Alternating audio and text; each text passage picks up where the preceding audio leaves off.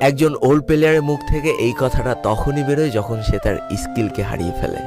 যেই পুরানো প্লেয়ারের গেম প্লেটা দেখে আজ তোমরা হাসছো, এমন একটা সময় ছিল যাকে কাস্টম খেলার জন্য সর্বপ্রথম হায়ার করে নিয়ে যাওয়া হতো। যেই পুরনো প্লেয়ারটার গেম প্লে দেখে আজ তোমরা হাসছো, একটাবার খোঁজ নিয়ে দেখো সেই প্লেয়ারটার গেম প্লে দেখেই একটা সময় অনেক মানুষ গেম খেলা শিখেছে। যেই ওল্ড প্লেয়ারটার খেলা দেখে আজ তোমরা তোমাদের গ্রুপে নিতেও লজ্জা পাচ্ছ, খোঁজ নিয়ে দেখো সেই ওল্ড প্লেয়ারটা কোনো একটা সময় কোনো একটা গিল্ডের লিডার বা অফিসার ছিল। যেই ওল্ড প্লেয়ারটা আজ তোমাদের রিভাইভ দিতে যেতে ভয় পাচ্ছে, মনে রেখো একটা সময় ছিল যখন এই প্লেয়ারটাই পুরো মাঠ একা ফাঁকা করে বুয়া নিয়ে আসতো।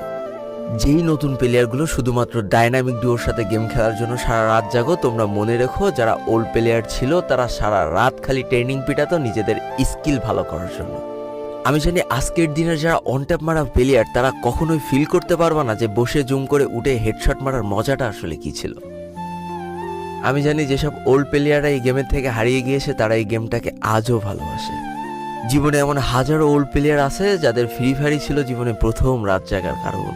আমি জানি এমন হাজারো ওল্ড প্লেয়ার আছে যাদের রেজাল্ট খারাপ করারও প্রথম কারণ ছিল এই ফ্রি ফায়ার।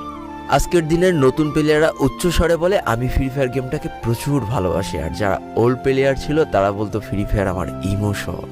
একটা না দুইটা না অনেক কটি বছর এই ফ্রি ফায়ার গেমটার সাথে কাটিয়ে দিয়েছি, অনেক ভালো ভালো বন্ধু পেয়েছি, আবার অনেক মানুষকে হারিয়েও ফেলেছি।